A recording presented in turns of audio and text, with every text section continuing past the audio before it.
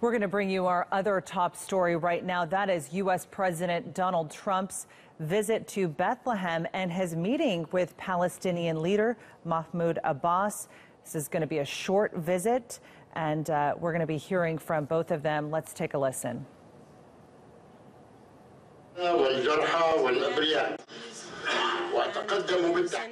People, I do offer my warm condolences to the Prime Minister of Britain, families of victims, and the British people. Your Excellency, meeting you in the White House early this month has given us and our Palestinian people, as well as it has also given all the nations across the region so much hope and optimism of the possibility to make true a dream, a long-awaited dream and ambition, and that is lasting and justice-based peace. Our Palestinian people's attainment of their freedom and independence is the key to peace and stability in the world, so that the children of Palestine and Israel enjoy a safe, stable, and prosperous future. I would like to reiterate, Your Excellency, Mr. President, our commitment to cooperate with you in order to make peace and forge a historic peace deal with the Israelis, and we would like to reassert our willingness to continue to work with you as partners in fighting terrorism in our region and in the world. In this respect, I commend the importance of the holding of the Arab Islamic American Summit and its findings and outcomes and conclusions. Your Excellency, Mr. President, once again, we reassert to you our positions of accepting the two-state solution along the borders of 1967, the State of Palestine with its capital as East Jerusalem, living alongside the State of Israel in peace and security and good neighborhood, as well as resolving the entire final status issues based on international law and internationally legitimate resolutions, and respecting signed agreements, which sets the tone for the implementation of the Arab Peace Initiative in accordance with what has been reaffirmed in the most recent Arab Summit in Jordan. Your Excellency, as you have witnessed as you saw yesterday during your historic visit of holy sites in occupied East Jerusalem and today in Bethlehem, the conflict is not between religions.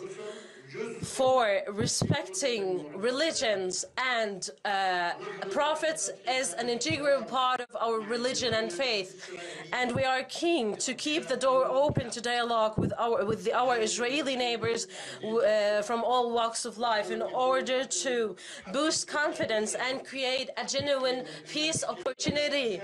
Our fundamental problem is with the occupation and settlement and failure of Israel to recognize the State of Palestine in the same way we recognized it, which undermines the realization of the two-state solution. The problem is not between us and the Judaism. It's between us and occupation. I would like to draw the attention to the issue of our Palestinian prisoners who have been on hunger strike for more than 1 month. Meters away from here, in the vicinity of the Church of Nativity and everywhere, all across Palestine, families, mothers of prisoners suffer from being denied visits to their children, and their demands are humane and just. I demand the Israeli government to meet these humane, legitimate demands. achievement of peace, Your Excellency, the President will give us broad horizons and prospects to recover our economy and continue building our national institutions based on rule of law and in the spirit of tolerance and coexistence and a culture of peace, non-violence, no incitement, and building bridges instead of walls inside our lands. Once again, I greet you with the warmest regards, Your Excellency, the President and your accompanying delegation.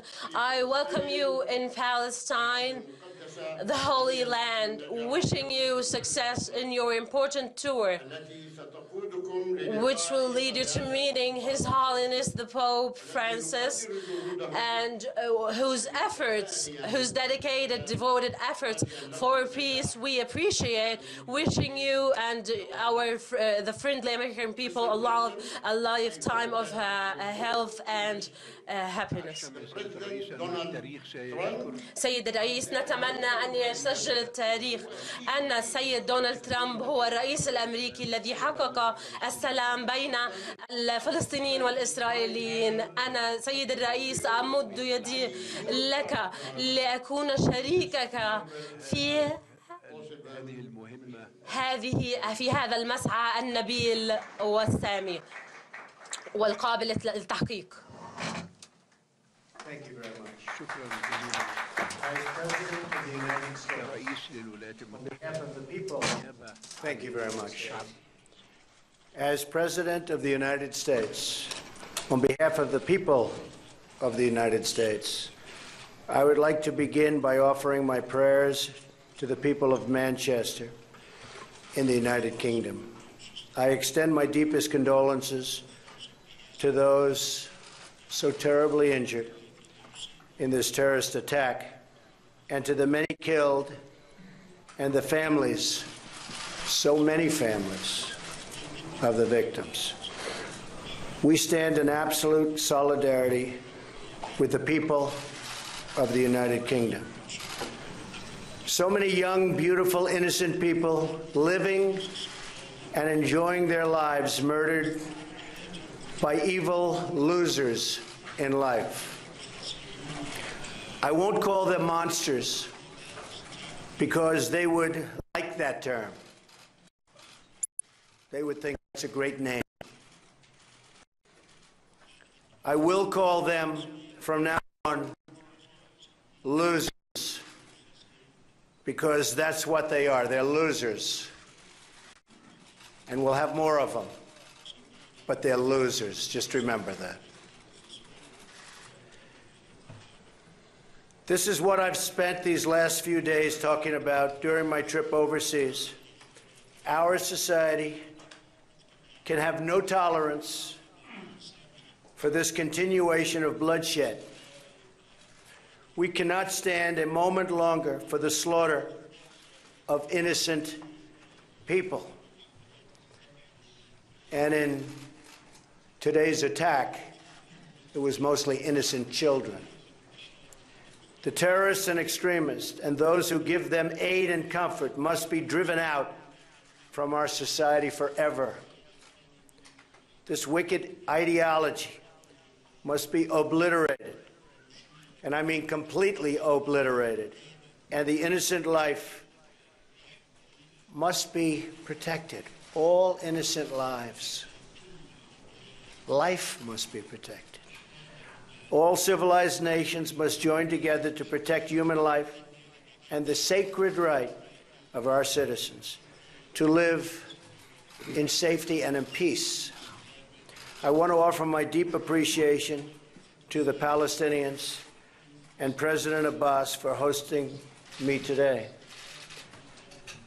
It's an honor to join you in Bethlehem, the city that is precious to people from all over the world. It's a precious city. As I discussed with President Abbas in Washington earlier this month, I am committed to trying to achieve a peace agreement between the Israelis and the Palestinians, and I intend to do everything I can to help them achieve that goal. President Abbas assures me he is ready to work toward that goal in good faith, and Prime Minister Netanyahu has promised the same. I look forward to working with these leaders toward a lasting peace. I also look forward to working with President Abbas on other important matters, such as unlocking the potential of the Palestinian economy, which is having a very rough time, and building on our very positive counterterrorism efforts. Several days ago in Saudi Arabia, I met with the leaders of the Muslim world and Arab nations from all across the region. It was an epic gathering. It was a historic event.